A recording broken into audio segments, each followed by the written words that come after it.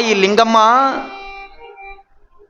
ಕಲ್ಯಾಣಕ್ಕೆ ಹೋಗಬೇಕಂತ ದಾರಿ ಮಧ್ಯದೊಳಗ ಬರ್ತಾ ಬರ್ತಾ ಇರಬೇಕಾದ್ರೆ ಅಲ್ಲೊಂದು ಸೊಲ್ಲಾಪುರ ಅಂತ ದೊಡ್ಡ ಮಹಾನಗರ ಕಣ್ಣೆದರ ಕಾಣುತ್ತೆ.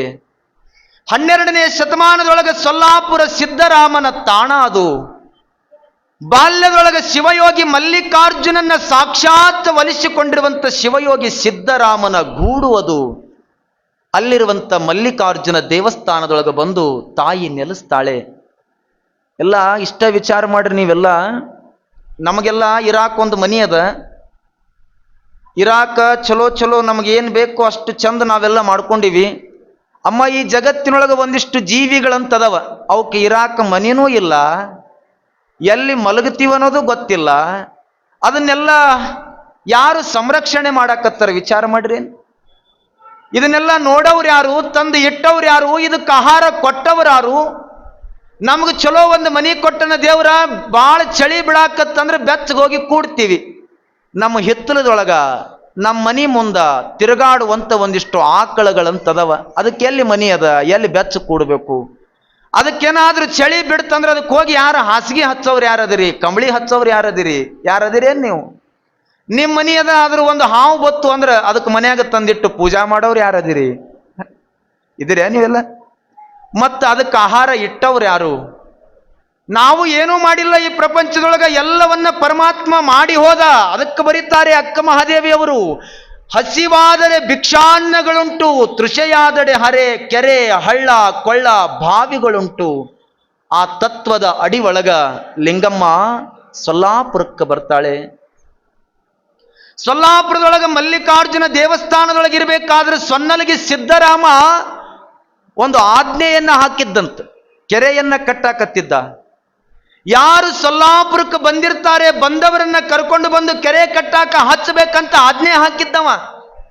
ಅಲ್ಲಿರುವಂತ ಸೇವಕರು ಬಂದು, ಲಿಂಗಮ್ಮ ಮುಪ್ಪಾನ ಮುದುಕಿಯ ವಯಸ್ಸನ್ನ ತಾಳಿ ಮಲ್ಲಿಕಾರ್ಜುನ ದೇವಸ್ಥಾನದೊಳಗೆ ಕುಂತಿದ್ದಳು.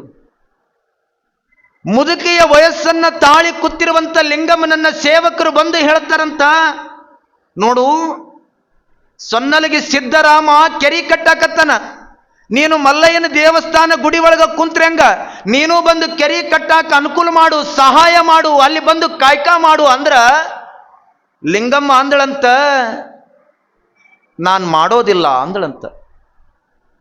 ನಾನ್ ಮಾಡೋದಿಲ್ಲ ಅಂದಳಂತ. ಮಾಡೋದಿಲ್ಲ ಅಂದ್ರೆ ಸಿದ್ದರಾಮನ ಎದುರು ಹೋಗಾಕ ಸಾಧ್ಯ ಇಲ್ಲ. ಸಿದ್ದರಾಮ ಸೊಲ್ಲಾಪುರದ ಅಧಿಪತಿ, ಅವನ ವಿರುದ್ಧ ಹೋಗ್ತೇನ್ ನೀನು? ಲಿಂಗಮ್ಮ ಅಂದಳಂತ, ಇದೆಲ್ಲ ನಿನ್ನ ಮಾತು ನಿನ್ನ ಸಿದ್ದರಾಮನ ಎದುರ ಇಟ್ಕೋ, ನನ್ನ ಎದುರು ಬೇಡ ಅಂದಳಂತ. ಇಷ್ಟೊಂದಾಗ ಸೇವಕರು ಹೋಗಿ ಸಿದ್ದರಾಮನಿಗೆ ಹೋಗಿ ಹೇಳ್ತಾರೆ, ಸಿದ್ದರಾಮ, ಇಲ್ಲಿವರೆಗೆ ನಿನ್ನ ಎದುರಾಡುವ ಮಾತುಗಳು ಯಾರೂ ಮಾತಾಡಿಲ್ಲ.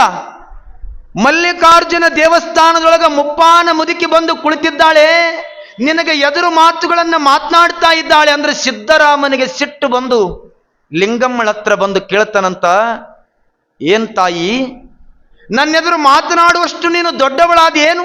ಸಿದ್ದರಾಮ ಅಂದ್ರೆ ಸುಮ್ಮನೆ ಏನು?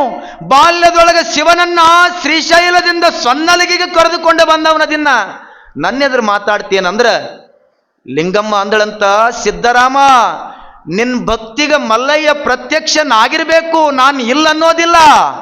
ಆದ್ರೆ ನೀನು ಲಿಂಗವಿಲ್ಲದ ಭವಿಯದಿ. ನೀನು ನಿನ್ನ ಅಂಗದ ಮೇಲೆ ಲಿಂಗನೇ ಇಲ್ಲ. ಮೊದಲು ಲಿಂಗ ಕಟ್ಕೋ, ಆಮೇಲೆ ಬಂದು ನಿನ್ನ ದೇವಸ್ಥಾನ, ನಿನ್ನ ಕೆರೆ ಸೇವಾ ಮಾಡ್ತೀನಿ, ಕಟ್ಟಡದೊಳಗೆ ಭಾಗಿಯಾಗ್ತೀನಿ ಅಂದಳಂತ. ಎಷ್ಟು ದೊಡ್ಡವಳು ಇರ್ಲಿಕ್ಕಿಲ್ಲ. ಲಿಂಗ ಕಟ್ಕೋ ಮೊದಲು ಹೋಗು. ಲಿಂಗವಿಲ್ಲದವರ ಮುಖಾನ ನೋಡೋದಿಲ್ಲ ಅಂದಳು. ಸಿದ್ದರಾಮ ಈ ಮಾತುಗಳನ್ನ ಕೇಳಿ ಹಿಂದಿರುಗ್ತಾನೆ. ಹಾಗಿದ್ರೆ ಈ ಊರೊಳಗೆ ಇರುವುದಕ್ಕೆ ನಿನಗೆ ಜಾಗ ಇಲ್ಲ ಅಂದ್ರು. ಇನ್ನು ಹೋಗೋದೆಲ್ಲೀಗ? ಕತ್ಲಾಗಿದೆ, ಹೆಂಗ್ ಹೋಗೋದು ಅಂತ ಅನ್ನೋದ್ರೊಳಗ ತಾಯಿ ಲಿಂಗಮ್ಮ ಅಂತಳ, ಹೆಂಗ್ ಮಾಡೋದಪ್ಪ? ತನ್ನಲ್ಲಿರುವಂತ ಅಂತರಂಗದ ಅರಿವಿನ ದೇವನನ್ನ ಒಲಮೆಯಿಂದ ಚೇತರಿಸಿಕೊಳ್ತಾಳೆ. ಏನ್ ಮಾಡೋದು ಅನ್ನೋದ್ರೊಳಗಾಗಿ ಮೊಬ್ಬತ್ತಿನ ಕತ್ತಲದೊಳಗ ವಯಸ್ಸಾಗಿರುವಂತ ವಯೋವೃದ್ಧ ಜೀವ ಮುದುಕ ಆ ತಾಯಿ ಎದುರು ಬಂದು ನಿಲ್ತಾನೆ. ಅಮ್ಮ, ಯಾಕಷ್ಟು ಕನವರ್ಸಕತ್ತಿದಿ ಹೇಳು ಅಂದ್ರೆ, ಏನಿಲ್ಲಪ್ಪ, ನಾನು ಕಲ್ಯಾಣಕ್ಕೆ ಹೋಗಬೇಕು. ನಾನು ಕಲ್ಯಾಣಕ್ಕೆ ಹೋಗ್ಬೇಕು, ಈ ಗಂಟುಗಳನ್ನು ಒಯ್ದು ಕಲ್ಯಾಣದತ್ತ ಒಯ್ಯಬೇಕು, ಒಯ್ಯುವುದಕ್ಕೆ ನನಗೆ ಶಕ್ತಿ ಇಲ್ಲ ಅಂದಳಂತ ತಾಯಿ. ಹಂಗಿದ್ರ ಆ ವಯಸ್ಸಾಗಿರುವಂತ ಮುದುಕು ಜೀವ ಹೇಳುತ್ತಂತ, ಅಮ್ಮ ನಾನು ಒಯ್ತೀನಿ ಅಂದಂತ. ನಾನು ಒಯ್ತೀನಿ, ಆದ್ರೆ ನಂದೊಂದು ಷರತ್ತು ಏನು ಗೊತ್ತೇನು, ನನಗೊಂದು ದೋಸೆ ಮಾಡಿಕೊಟ್ಟಿ ಅಂದ್ರೆ ನಾನು ಒಯ್ತೀನಿ ಅಂದಂತವ. ನನಗೊಂದು ದೋಸೆ ಮಾಡಿಕೊಟ್ಟಿ ಅಂದ್ರೆ ಒಯ್ತೀನಿ ಅಂದಾಗ, ಆತಪ್ಪ ನಿನಕ ಹೆಚ್ಚಿಂದೇನು, ನಡಿ ಹೋಗೋಣ ಅಂತ ಅನ್ಕೊಂಡು ಆ ಗಂಟುಗಳನ್ನ ತಲೆ ಮೇಲೆ ಹೊತ್ತುಕೊಂಡು ಕಲ್ಯಾಣದತ್ತ ಹೋಗಬೇಕಾದ್ರೆ ಸೊಲ್ಲಾಪುರದ ಹೊರವಲಯದೊಳಗೆ ಗಂಟುಗಳನ್ನ ಇಟ್ಟು ಆ ಬಂದಿರುವಂತ ವಯಸ್ಸಾಗಿರುವಂತ ವಯೋವೃದ್ಧನಿಗ ದೋಸೆಯನ್ನ ಮಾಡಿ ಉಣಿಸ್ತಳ ತಾಯಿ. ಉಂಡಿರುವಂತ ವಯೋವೃದ್ಧ ಅಲ್ಲಿಂದ ಹೋಗ್ತಾನೆ.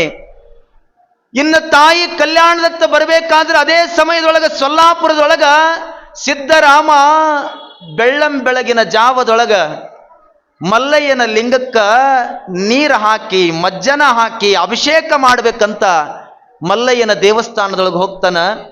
ಶ್ರೀಶೈಲ ಮಲ್ಲಿಕಾರ್ಜುನಿಗೆ ಲಿಂಗಕ್ಕೆ ನೀರು ಹಾಕಬೇಕಾದ್ರ ಲಿಂಗದಿಂದ ಒಂದು ಧ್ವನಿ ಕೇಳಿಸ್ತಂತ, ಸಿದ್ಧರಾಮ ನನ್ನ ಶಿರಾ ಮುಟ್ಟಬೇಡೋ ಅಂದಂತ. ಅಲ್ಲಿ ಕೈ ಹಚ್ಚಬೇಡೋ ಸಿದ್ಧರಾಮ ಅಂದಂತ. ಸಿದ್ಧರಾಮ ಅಂತನ, ಯಾಕಪ್ಪ ಏನಾಗಿದೆ? ನಾನು ದಿನಾಲು ನೀರನ್ನ ಹಾಕ್ತಿದ್ದ, ಹಾಕುವ ನೀರೊಳಗೆ ಏನಾದರೂ ಬದಲಾಗಿದೆ ಏನು?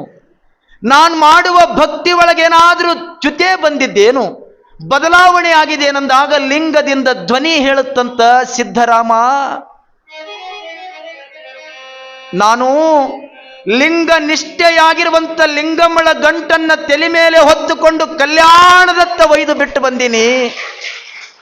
ಆ ಗಂಟುಗಳನ್ನ ಹೊತ್ತಿಕೊಂಡಿರುವಂತ ತಲೆ ನನಗೆ ನೋವಾಗ್ತಾ ಇದೆಪ್ಪ, ಮುಟ್ಟಬೇಡ ಅಂತಂತ ಶ್ರೀಶೈಲ ಮಲ್ಲಿಕಾರ್ಜುನ ಹೇಳಾಕತ್ತನ.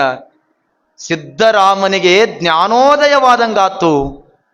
ಅಂತ ತಾಯಿ ನಮ್ಮ ಹತ್ರ ಬಂದಾಗ ನಾನು ಸೊಲ್ಲಾಪುರದ ಬಿಟ್ಟು ಕಳಿಸಿದ್ದಲ್ಲ ಅಂತ ಸಿದ್ಧರಾಮನಿಗೆ ಬಹಳ ನೋವಾಯ್ತು. ಎಷ್ಟು ತಾಯಿ ದೊಡ್ಡವಳಲ್ಲ, ಈ ಜಗತ್ತಿನೊಳಗ ಹೆಂಗ ಶಕ್ತಿ ಇರುತ್ತಾ ಅನ್ನೋದೇ ಗೊತ್ತಾಗಂಗಿಲ್ಲ. ತಾಯಿ ಲಿಂಗಮ್ಮ ವಿಚಾರ ಮಾಡ್ತಾಳ, ನನ್ನ ಹತ್ರ ಬಂದಿರುವಂತ ವಯೋವೃದ್ಧ ಅವ ಮುದುಕನಲ್ಲ, ಸಾಕ್ಷಾತ್ ಶ್ರೀಶೈಲ ಪರಮಾತ್ಮ ಮಲ್ಲಯ್ಯನದನಲ್ಲ, ನನಗೆ ಗೊತ್ತಾಗ್ಲಿಲ್ಲಲ್ಲ. ಹಂಗ ಭಕ್ತಿ ಇಟ್ಟು ನಡಿಬೇಕು. ದೇವರ ಮ್ಯಾಲ ಭಕ್ತಿ ಇಟ್ಟು ನಡೆದು ಅಂದ್ರೆ ದೇವ್ರ ಬೆಟ್ಟ ಅಕ್ಕನ. ಇನ್ನಿದು ಮನಸ್ಸ ಇನ್ನು ನೀರು ಹಾಕ್ಬೇಕಾದ್ರೆ ಹಾಕ್ಲೇಬೇಡ ಅಲ್ಲೇನಾಗುತ್ತೆ ಭಕ್ತಿ. ಇನ್ನು ಬಹಳ ಜನ ಅದಕ್ಕೆ ಶರಣರು ಬರೀತಾರೆ, ತನುವಲ್ಲ ಆಡಿಸಿ ನೋಡುವನು, ಮನವಲ್ಲ ಆಡಿಸಿ ನೋಡುವನು. ಎಲ್ಲಿಗೆ ವಿಚಾರ ಮಾಡ್ತಾನಂದ್ರೆ ಇನ್ನು ಪುರಾಣಕ್ಕೆ ನೀವೆಲ್ಲ ಬರ್ಬೇಕಂತೀರಿ. ಇವತ್ತು ಯಾಕೆ ಹೋಗೋದು, ನಾಳೆಗೆ ಹೋದ್ರೆ ಚಂದಲ್ಲ. ಬರ್ಬೇಕನ್ನೋರು ನಾಳೆಗೆ ಹೋಗ್ಬೇಕತ್ತೀರಿ. ಯಾಕೆ ವಿಚಾರಗಳನ್ನ ಇವತ್ತು ನಿಮ್ಮೆಲ್ಲರಿಗೆ ಹೇಳೋದಂದ್ರೆ ಎಲ್ಲವನ್ನ ಪರಮಾತ್ಮ ನಮಗೊಂದ್ಸಲ ಹಿಂಗೆ ಅಳಗಾಡಿಸಿ ನೋಡ್ಬಿಡ್ತಾನಂತ. ಯಾವಾಗ ದೇವನ ಒಲುಮೆ ಚಿಲುಮೆ ಭಕ್ತಿಯ ಅರಿವು ಆಶ್ರಯ ನಮಗಾಗಬೇಕಾಗಿತ್ತು ಅಂದ್ರೆ ಅದು ಸುಮ್ಮನೆ ಆಗೋದಲ್ಲ. ಬಹಳ ಕಠಿಣದ, ಬಹಳ ತಪಸ್ಸದ, ಬಹಳ ಯೋಗ ಅದ.